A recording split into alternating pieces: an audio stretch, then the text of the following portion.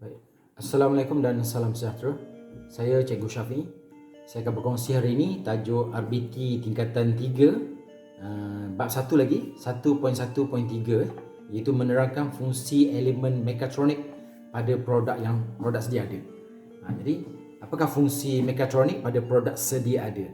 Yang pertama kita tengok muka surat 11, kalau tengok buku teks, muka surat 11, kita ada gambar di situ kereta control, kita ada mesin basuh elektrik, drone dan juga drone. Jadi itu contoh-contoh penggunaan mekatronik. Okay, pada muka surat seterusnya yang dicerita kereta control, apakah fungsi mekatronik dalam kereta control, kereta kawalan jauh, RC, remote control car.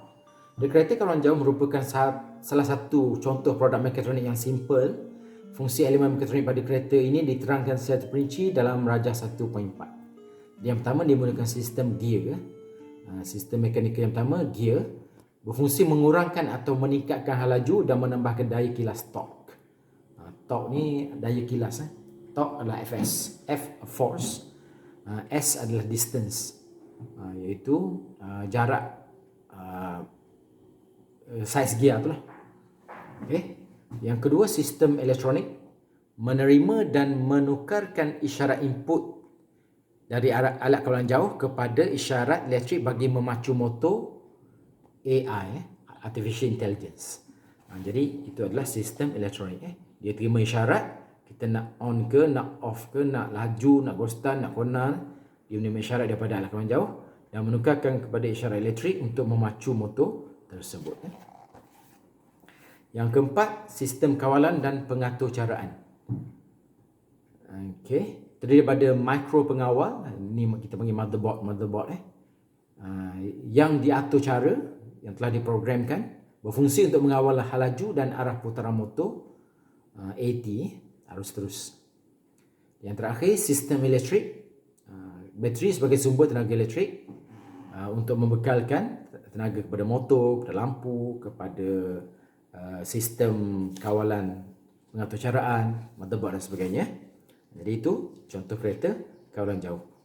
Baik, seterusnya contoh kedua, B, pintu gelangsa automatik.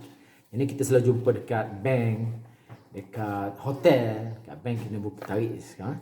Dekat hotel lah banyak, hotel ataupun pasaraya. Pintu gelangsa elektrik, kita panggil pintu gelosong ataupun gelangsa. Pintu gelangsa automatik yang sering anda temui di pasaraya juga merupakan produk mekatronik. Fungsi elemen mekatronik pada pintu gelangsa diterangkan secara terperinci. Jadi sistem mekanikal dia menggunakan komponen terdiri daripada takal dan tali sawat. Dia ada takal dan juga kabel lah untuk menarik pintu tersebut. Berfungsi membuka dan menutup pintu. Gear pada motor membantu memudahkan pergerakan. Itu takal dan tali sawat ni macam belting ataupun kita panggil macam tali brake pun dia panggil tali sawat untuk menarik pergerakan gelonsor tadi. Yang kedua, sistem elektronik yang bawah tu. Komponen elektronik disatukan dalam litar pemacu motor, penderia gerakan, mengesan sebarang pergerakan dan memberikan isyarat kepada sistem kawalan. Okey, kedua. Yang ketiga, sistem elektrik terdiri daripada motor arus terus dan pengubah transformer. Transformer ni berfungsi untuk menguatkan arus dan biasanya digunakan untuk mengurangkan arus lah. Sebab arus elektrik di Malaysia ni sangat tinggi. Kebanyakan alat menggunakan arus elektrik yang rendah sahaja.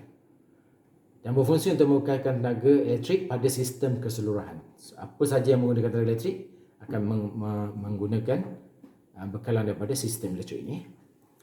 Dan yang terakhir, sistem kawalan dan pengaturcaraan, juga ada motherboard terdiri daripada sistem kawalan yang telah diprogramkan, berfungsi untuk memproses secara input daripada penderia gerakan. Dia detect badan kita untuk buka pintu. Bila orang tak ada, dia tutup pintu.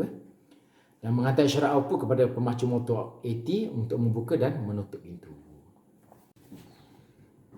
Baik, yang ketiga adalah mesin basuh automatik. Mesin basuh, kebanyakan sekarang tak gunalah mesin basuh manual tu. Kebanyakannya menggunakan mesin basuh automatik. Fungsi elemen mekatronik ditunjukkan. Yang pertama, sistem elektronik. Sistem mekanikal dulu.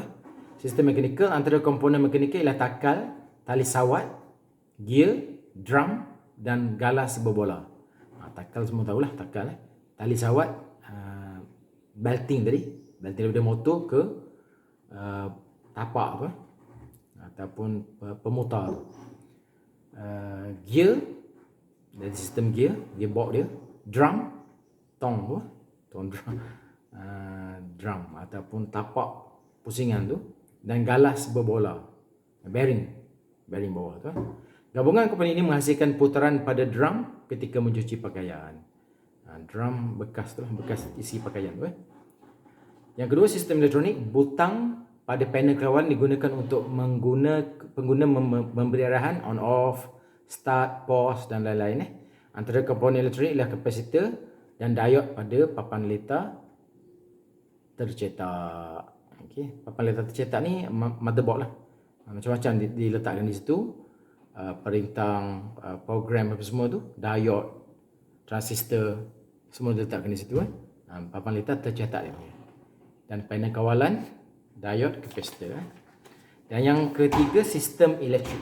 Jadi apa saja yang menggunakan elektrik akan menggunakan sistem elektrik. Membekal tenaga menggunakan sistem motor AU, arus ulang-alik. Komponen elektrik lah pengubah, transformer dan juga motor. Dan yang terakhir lagi satu, sistem kawalan dan pengatur caraan, motherboard lagi sekali. Sistem dah ada situ. Ada dua, panel kawalan pun ada motherboard, ada board dia, dan sistem kawalan pengatur caraan pun ada board dia. Mikro pengawal diatur cara untuk menghasilkan tindakan kawalan terhadap sistem elektrik, sistem elektronik dan sistem mekanikal dalam mesin-mesin automatik. Fungsi kawalan bergantung pada pengatur caraan yang direka dan tindakan kawalan yang dimasukkan pada panel kawalan mesin-mesin automatik. Jadi kalau kita nak guna mod apa, mod fuzzy, mod basuh delicate, nak basuh toto, nak basuh pakaian tebal, nak basuh pakaian biasa, fuzzy dan sebagainya. Jadi itu telah diprogramkan. Kadang-kadang kita juga boleh buat manual lah. Kita nak pilih berapa minit basuhan, berapa kali rinse, dipanggil bilas, dan spin tu berapa minit, kita boleh setting secara manual juga. Okey.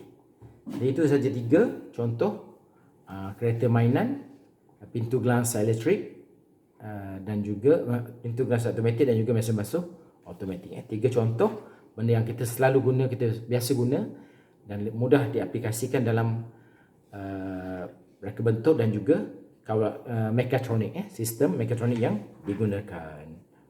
Okey. Baik, sebagai sedikit latihan pengukuhan. Muka surat 34, latihan pengukuhan. Kita tengok. Bahagian A jawab semua soalan. Kita jawab bahagian A saja. Soalannya, reka bentuk mekatronik bermaksud reka bentuk produk atau sistem yang menggabungkan disiplin ilmu apa? Ada 5 disiplin ilmu di sini. Nombor 2, apakah juga merupakan kaedah yang digunakan untuk menerangkan fungsi elemen dalam reka bentuk mekatronik? Jadi ada 5 soalan di situ. Dan soalan yang kelima tu adalah padan, suaikan ataupun padankan. Cuba salin soalan ni dan cuba isi tempat kosong saja. Isi tempat kosong, dari sini padankan saja. Jadi boleh snap tugasan ni dan hantar dalam grup yang telah saya sediakan. Okey, itu saja. Selamat mencuba. Don't give up on your study. Kita teruskan. Anda semua hebat. Anda boleh apa yang anda ingin capai. Teruskan usaha. Terima kasih. Wallahualam. Assalamualaikum warahmatullahi wabarakatuh.